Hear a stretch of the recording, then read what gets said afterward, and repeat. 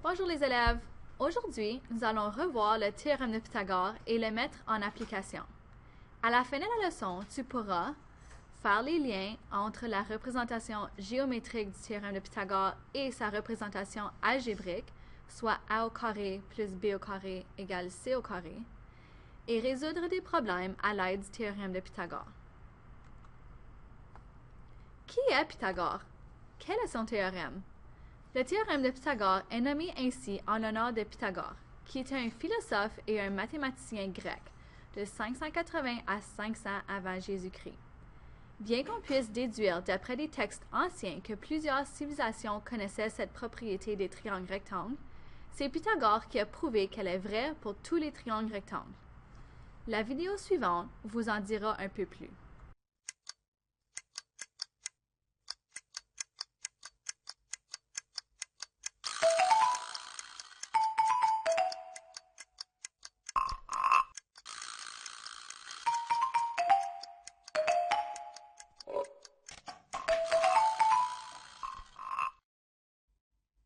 Disons-le tout net, sans le théorème de Pythagore, il n'y aurait pas de philosophe, pas la réciproque du théorème, pas de triangle rectangle en B, et donc par extension pas d'angle droit, donc pas de maison qui se tiendrait bien droite au carré, pas de salle de bain, pas de cuisine, pas de chambre, tout serait de travers.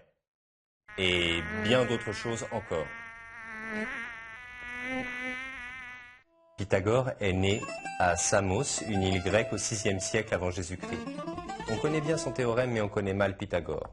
C'était un homme très discret. On sait tout de même qu'il a beaucoup voyagé, pas très loin d'abord à Milète. Là, il rencontre Thalès. Thalès et Pythagore sont les fondateurs de la mathématique grecque. Ils ont dû avoir beaucoup de choses à se dire, mais ils n'ont rien écrit, alors on n'est pas bien sûr. On sait ensuite que Pythagore est allé s'installer en Égypte, et là, il tombe sur une drôle de corde avec des nœuds. Très exactement, 13 nœuds. Les architectes égyptiens s'en servent pour construire de belles pyramides avec de beaux angles droits. Comment faites-vous donc ça? Demande Pythagore. Cette corde, c'est comme une équerre, Qu'ils lui disent. on tend la corde en 3 points, numéro 4, 8 et 13, on tend bien comme solo, et hop, l'angle est bien droit. Et comment expliquez-vous cela? Demande Pythagore. Nous, on n'explique pas. Répondent les architectes. L'esprit mathématique de Pythagore fait un tour sur lui-même. L'évidence est une curiosité que je ne saurais admettre. J'aimerais comprendre, je dois piger cette chose qui fait que 3, 4, 5, et hop, un angle droit. Quel drôle de phénomène. 3 plus 4 égale 7, moins 5 égale 2. Non, je ne vois pas. Tiens, oh, maman. Oh, elle est toute de travers. Et si j'essaye avec des carrés, 3, 4, 3, 9, 4, 16, 5, 25, ça s'additionne. Oh. Voilà, le théorème de Pythagore est né.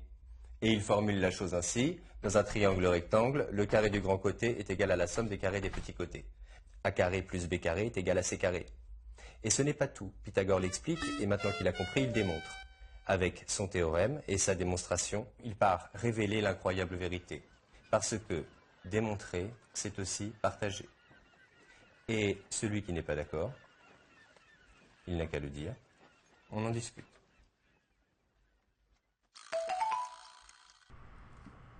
Le théorème de Pythagore peut t'aider à calculer la longueur d'un des côtés d'un triangle rectangle et est très utile en architecture et en construction. La prochaine vidéo discute un peu de son utilité.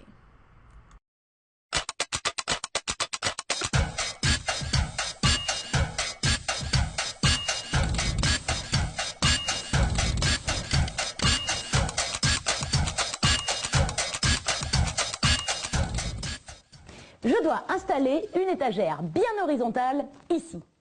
Et ce matin, étourdi comme je suis, j'ai oublié mon niveau. Bon, pour la verticale, c'est facile, j'ai mon fil à plomb. Maintenant, si je trace un trait perpendiculaire à la verticale, c'est gagné. Oui, mais bien sûr, j'ai aussi oublié mon équerre. Heureusement, je n'ai pas oublié le théorème de Pythagore. Vous avez forcément entendu parler du théorème de Pythagore. Mais cela Cela vous semble bien mystérieux ou bien loin, plus pour longtemps. Le théorème de Pythagore concerne les triangles rectangles. Pour obtenir un triangle rectangle, il suffit de couper un rectangle en deux par sa diagonale. Vous obtenez un triangle qui a un angle droit, celui-là. Et attention, soyez attentifs, le côté opposé à cet angle droit s'appelle l'hypoténuse. Pythagore nous dit que le carré de l'hypoténuse est égal à la somme des carrés des deux autres côtés. Le carré de l'hypoténuse, le voilà. Et les carrés des deux autres côtés, les voilà. Et le carré de l'hypoténuse est bien égal à la somme des carrés des deux autres côtés. Et cela est vrai pour tous les triangles rectangles. Vous vous demandez sans doute ce que vient faire le théorème de Pythagore dans ce chantier. Nous y voilà. Avant l'invention du niveau laser, les maçons, les menuisiers et les charpentiers savaient construire une équerre en 3, 4, 5. Retenez bien ces chiffres. 3, 4, 5. Le carré de 3, c'est 9, c'est-à-dire 3 fois 3. Le carré de 4, c'est 16, c'est-à-dire 4 fois 4. Et le carré de 5, c'est 25, 5 fois 5. Or, 16 plus 9 égale 25. Si je construis un triangle avec un côté de 3 cm, avec un côté de 4 cm et avec un côté de 5 cm, j'obtiens à coup sûr un triangle rectangle. En effet, le carré d'un côté est égal à la somme des carrés des deux autres côtés. Il ne me reste plus qu'à installer mon étagère et je suis certaine qu'elle sera parfaitement horizontale. Merci, Monsieur Pythagore. Limpide, non? Alors, pour maintenant revoir un peu du vocabulaire qui a été mentionné dans les vidéos. L'hypoténuse est le côté le plus long d'un triangle rectangle et est toujours le côté opposé à l'angle droit ou l'angle de 90 degrés. Les deux autres côtés du triangle se nomment cathètes. Donc, une cathète est le côté adjacent à l'angle droit et un triangle rectangle a deux cathètes. Donc, pour les concepts clés de cette leçon, l'équation a au carré plus b au carré égale c au carré est un modèle algébrique qui représente le théorème de Pythagore, où c représente la longueur de l'hypoténuse et où a et b représentent la longueur des cathètes. Comme l'a mentionné les deux vidéos, le triplet 3, 4, 5 est appelé un triplet pythagoricien puisque 3 au carré plus 4 au carré égale 5 au carré. Faisons maintenant quelques exemples. Exemple 1. Calcule la longueur de l'hypoténuse de ce triangle. Dans la formule du théorème de Pythagore, l'hypoténuse est représentée par la variable c. Premièrement, annotons avec les lettres A, B et C les cathètes et l'hypoténuse du schéma.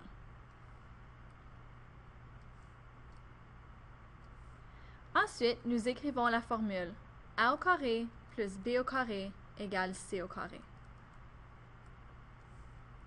Nous allons maintenant substituer les variables A et B par la longueur des cathètes. Donc A égale à 5 et B égale à 7. Il est important de noter que l'ordre des cathètes n'a pas d'importance.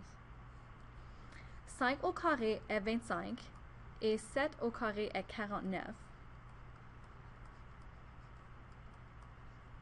Donc 25 plus 40 égale 74. Pour isoler le c, nous devons faire l'opération inverse du carré, qui est la racine carrée. Et ce que nous faisons d'un côté, nous devons le faire de l'autre. Racine carrée de 74 égale c. Donc 8,6 cm égale à c.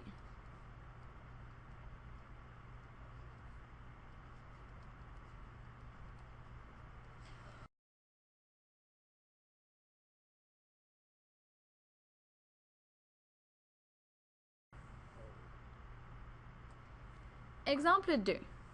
Calcule la longueur du côté inconnu de ce triangle. Dans cet exemple, nous cherchons la longueur d'une cathète. Donc, nous allons chercher A. Premièrement, annote avec les lettres A, B et C les cathètes et l'hypoténuse du schéma. Ensuite, nous écrivons la formule a au carré plus b au carré égale c au carré. Nous allons maintenant substituer les variables connues par leurs données. Donc, b est 5 et c est 13. Nous avons maintenant a au carré plus 5 au carré égale 13 au carré. A au carré plus 25 égale 169. En utilisant les opérations inverses, nous avons a au carré égale 144. A égale la racine carrée de 144.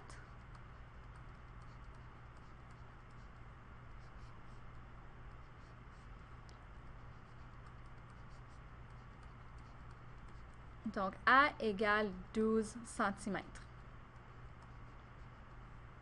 Oh! Est-ce qu'on vient de trouver un triplet pythagoricien? Je crois que oui, Madame Poulain. Exemple 3. Jenna doit changer une ampoule électrique.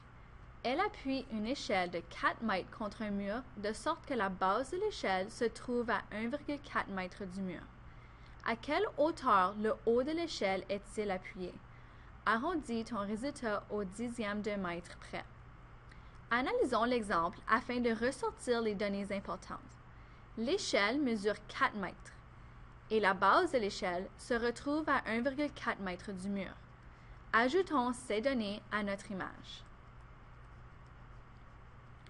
Nous cherchons donc la longueur d'une cathète. Nous allons chercher A. Premièrement, annotons avec les lettres A, B et C les cathètes et l'hypoténuse du schéma.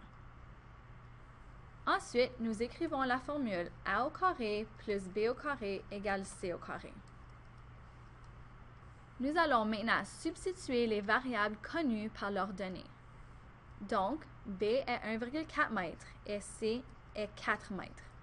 Nous avons donc A au carré plus 1,4 au carré égale 4 au carré. A au carré plus 1,96 égale 16.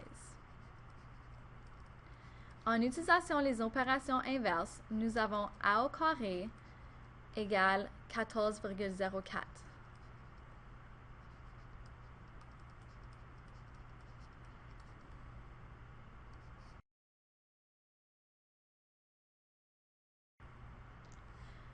A au carré, A égale la racine carrée de 14,04. Donc, A égale 3,74 mètres. La question demande que nous arrondissions notre réponse au dixième de mètre près. Un dixième est le premier chiffre après la virgule. Puisque 4 est plus petit que 5, le 7 reste pareil. Donc, notre réponse finale est égale à A égale 3,7 mètres.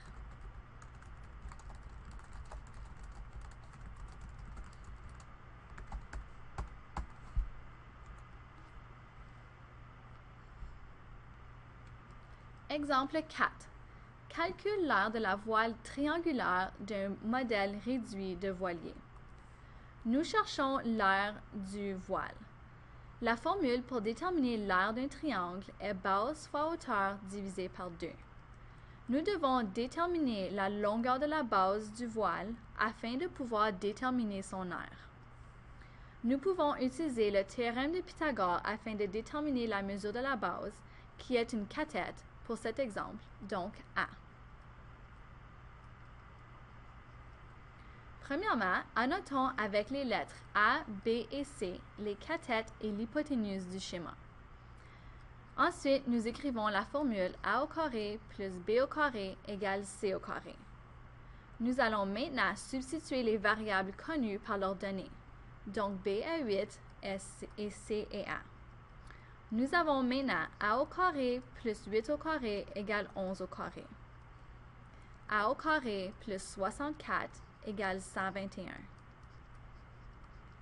En utilisant les opérations inverses, nous avons A au carré égale à 57.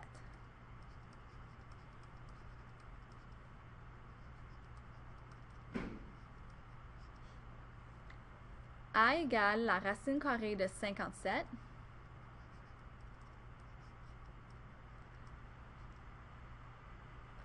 égale 7,5 cm.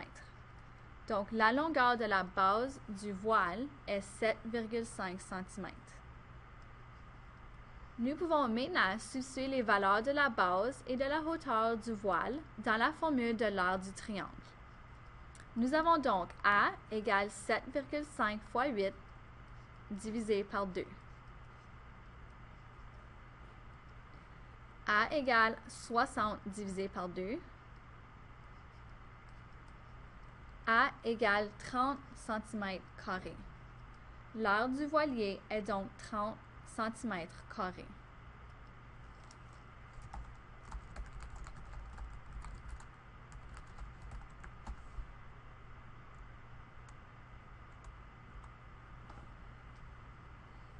Comme billet de sortie, on vous pose une petite question.